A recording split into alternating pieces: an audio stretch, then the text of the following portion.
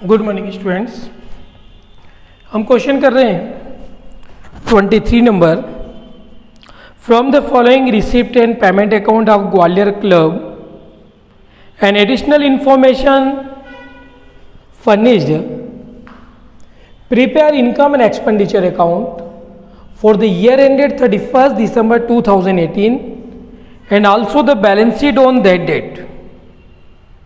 Receipt and payment account है। Receipt side में लिखा है to balance BD, opening balance है, टू सब्सक्रिप्शन 17, 18 और 19। तो यहां पे 17 लास्ट ईयर हुआ, 18 करंट ईयर और 19 हमारा नेक्स्ट ईयर हुआ। The rent of hall received, income from entertainment, payment side में सैलरी, अदर एक्सपेंसेस, बुक्स और balance.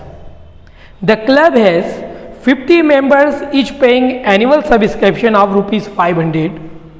Outstanding subscription on 31st December 2017 amounted to ₹6,000. 31st December 2018 outstanding salary was ₹2,000.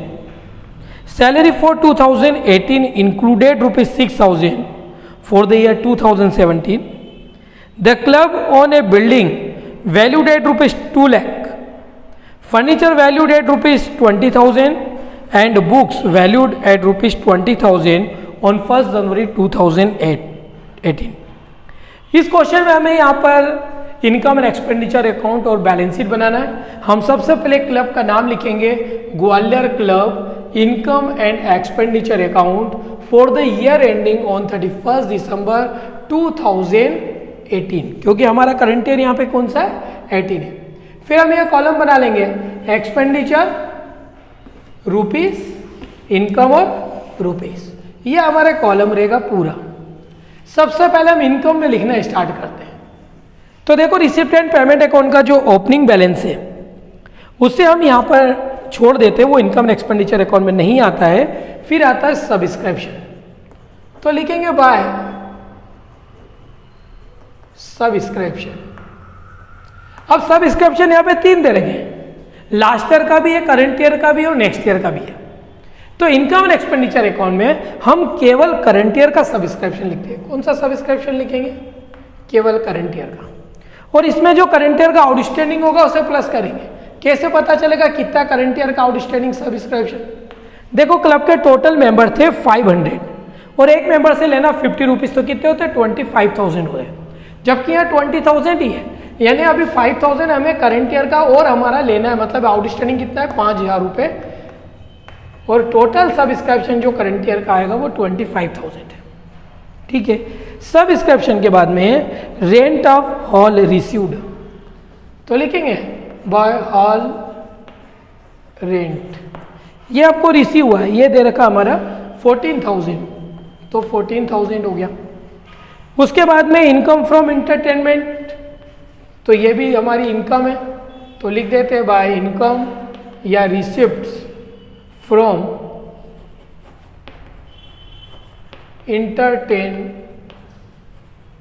Bye receipts from entertainment, वो हो गया हमारा 10,000 रुपये। ठीक। इधर payment side में आएगा हमारा सबसे पहले टू सैलरीज। सैलरी हमारी 28,000, सैलरी को हमें अंदर ही लिखना पड़ेगा क्योंकि इसमें एडजस्टमेंट दिया हुआ है। अब सैलरी हमारी लमसम दे रखी, इसलिए सैलरी के अंदर देखेंगे हमारा जो करंट ईयर का आउटस्टैंडिंग सैलरी दे रखी है यहाँ पे करंट ईयर 18 की, वो है 2,000। तो हम करंट ईयर की आउटस्टैंडिंग सैलरी 2,000 को प्लस करके अभी भी अंदर ही लिखेंगे। इसमें लास्ट ईयर की आउटस्टैंडिंग सैलरी भी दे रखी, वो है 6,000, वो इंक्लूड है इसलिए इसको हटाएंगे। तो लास्ट ईयर आउटस्टैंडिंग 6,000 या माइनस कर देंगे, बाहर हो गया आपका 24,000। सैलरी वाला पॉइंट खत्म। फिर आता अदर एक्सपेंसेस, तो यहाँ लिखेंगे टू अदर एक्सपेंसेस, और ये अदर एक्सपेंसेस है 18,000 के, तो ये अदर एक्सपेंसेस हो गया 18,000। अदर एक्सपेंसेस के बाद बुक्स नहीं आता इसमें, और क्लोजिंग बैलेंस भी इनकम एक्सपेंडिचर अकाउंट में नहीं आएंगे। नीचे एक बार चेक कर लेते हैं क्या मटेरियल दे रखा है। 50 मेंबर हो गया, आउटस्टैंडिंग सब्सक्रिप्शन हो गया, सैलरी हो गया। आपको यहाँ पर दे रखा है बिल्डिंग दे रखा है, फर्नीचर है और बुक्स, ये तीनों भी असेट्स है। कैपिटलाइजेशन वाला आइटम है, इनकम एक्सपेंडिचर अकाउंट में नहीं लिखेंगे। हाँ, अगर इस पर डेप का बोला होता तो हम डेप्रीशिएशन जरूर चार्ज करते, लेकिन क्वेश्चन ने डेप्रीशिएशन के बारे में भी कुछ भी नहीं बोला, तो कोई मटेरियल नहीं है। सिर्फ आप टोटल लगा लीजिए। क्रेडिट का टोटल जो आ रहा है वो हमारा 49,000 है और डेबिट का टोटल आ रहा है हमारा 42,000। तो ये जो डिफरेंस आया 7,000, ये आपका सरप्लस हो जाएगा। क्या हो जाएगा? सरप्लस हो गया। तो लिखेंगे यहाँ टू सरप्लस ऑफ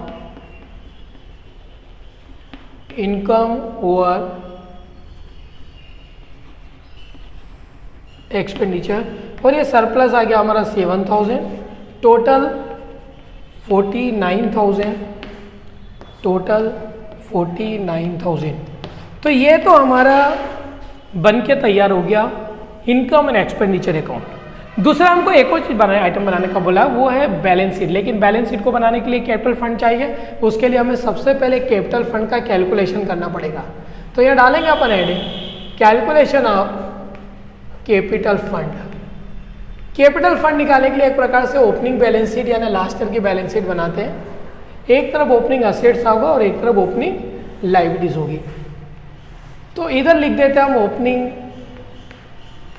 लायबिलिटीज और इधर आ जाएगा हमारा ओपनिंग असेट्स। पहले हम देखते हैं रिसिप्ट एंड पेमेंट अकाउंट के अंदर ओपनिंग क्या है। तो जो ओपनिंग बैलेंस होता है वो कैश होता है, वो ओपनिंग असेट्स है और ये दे रखा 7,000। कितना है? 7,000। सब्सक्रिप्शन में 3 दे रखे, लास्ट ईयर का भी करंट ईयर। तो जो लास्ट ईयर वाला है वो लास्ट ईयर का आउटस्टैंडिंग सब्सक्रिप्शन है। तो देखो रिसिप्ट एंड पेमेंट अकाउंट में जो लास्ट ईयर का सब्सक्रिप्शन रिसीव हुआ 5,000 है, लेकिन नीचे एडजस्टमेंट में लिखा है कि लास्ट ईयर का जो आउटस्टैंडिंग सब्सक्रिप्शन है वो 6,000 था। तो इसके अंदर लास्ट ईयर आउटस्टैंडिंग सब्सक्रिप्शन कितना आएगा? 6,000, क्योंकि लास्ट ईयर की बैलेंस शीट 5,000 तो इस बार रिसीव हुआ है।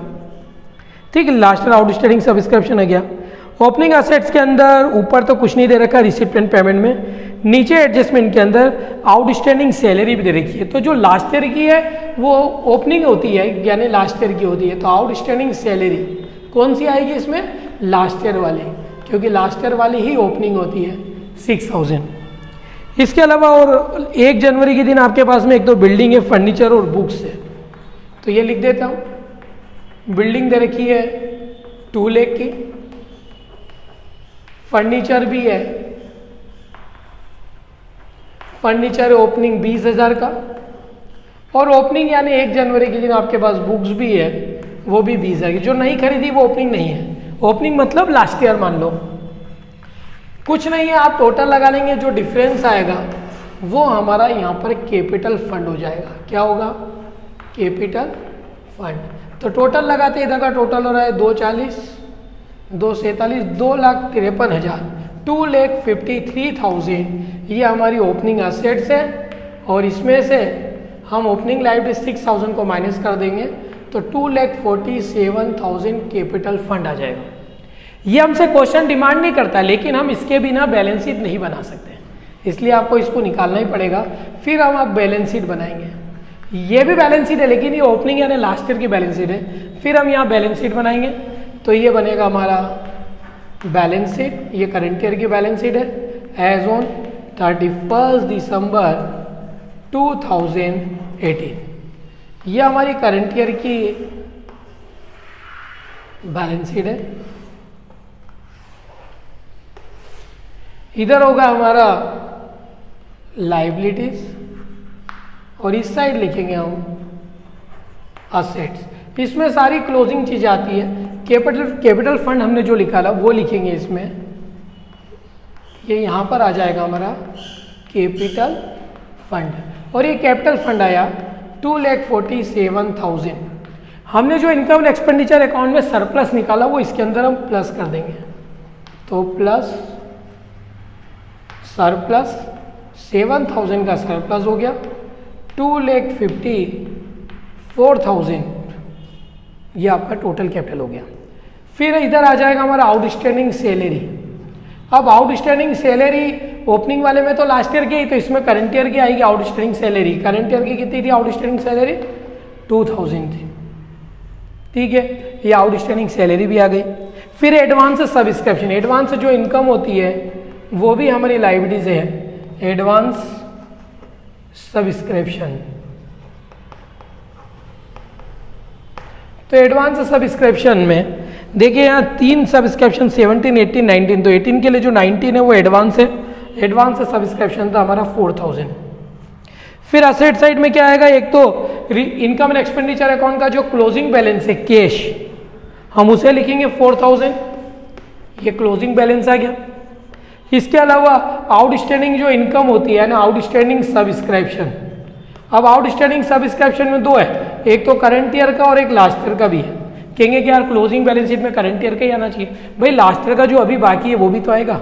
करंट ईयर का आउटस्टैंडिंग सब्सक्रिप्शन हमने निकाल रखा 5000 था, और लास्ट ईयर का जो आउटस्टैंडिंग सब्सक्रिप्शन वो 6000 है, लेकिन करंट ईयर में उसमें से 5000 रिसीव हो गया, 1000 रुपये अभी भी बाकी है, तो 1000 रुपये ये टोटल हमारा जो आउटस्टैंडिंग सब्सक्रिप्शन है वो 6000 है। आउटस्टैंडिंग सब्सक्रिप्शन के बाद में हमारे पास में अब यहाँ पे बिल्डिंग है, तो हम बिल्डिंग लिख देते हैं। आप कहेंगे बिल्डिंग का है क्लोजिंग में? भाई ओपनिंग में बिल्डिंग है, बेची है ही नहीं, तो क्लोजिंग में भी तो है, अभी भी है, तो 2 लाख की हो गया। फर्नीचर भी हमारे पास में अभी भी है क्योंकि हमने उसको बेचा नहीं है। फर्नीचर हमारे टोटल 20000 का, तो 20000 आ गया। बुक्स भी हमारे पास में है।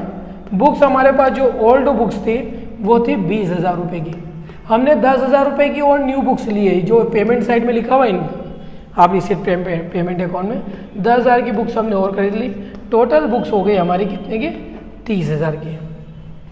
अब हम टोटल लगा लेंगे, इधर का टोटल हो गया हमारा 2,60,000 और इधर का टोटल भी 2,60,000 आ गया। दोनों साइड का टोटल इक्वल है, तो हमारा क्वेश्चन कंप्लीट हो गया। बस क्वेश्चन में ध्यान रखिएगा, सबसे पहले हमें इनकम एंड एक्सपेंडिचर अकाउंट बनाना है। हमें यह देखना पड़ेगा कि रिसिप्ट एंड पेमेंट अकाउंट से इनकम एंड एक्सपेंडिचर अकाउंट बनाते हैं, तो 2 चीज़ ध्यान रखें। रिसिप्ट एंड पेमेंट अकाउंट के अंदर जितने भी कैपिटलाइजेशन आइटम है वो इनकम एंड एक्सपेंडिचर अकाउंट में नहीं आएंगे, वो डायरेक्ट बैलेंस शीट में आते हैं। और रिसिप्ट एंड पेमेंट अकाउंट के अंदर तो हमने last year, current year, next year सब लिखा, लेकिन इनकम एंड एक्सपेंडिचर अकाउंट के अंदर हम केवल करंट ईयर से रिलेटेड आइटम लेते हैं। तो रूल अच्छे ध्यान रखिएगा। इस सवाल के साथ मैं इस चैप्टर को फिनिश कर रहा हूँ। जो मैंने 2-3 क्वेश्चन छोड़े वो आपके लिए होमवर्क है। अगर आपको प्रॉब्लम हो तो आप मुझसे स्कूल में आके क्वेश्चन पूछ लीजिएगा, ठीक है। तो ये वीडियो और ये चैप्टर भी आज यहाँ तक फिनिश। अब कल से हम कुछ नया चैप्टर पढ़ेंगे, कोशिश करेंगे हम वो चैप्टर पहले जो ज़्यादा मार्क्स के अंदर एनुअल एग्जाम के अंदर आते हैं, हम पहले उस चैप्टर को करेंगे, ठीक। तो कल से नए चैप्टर को हम करेंगे।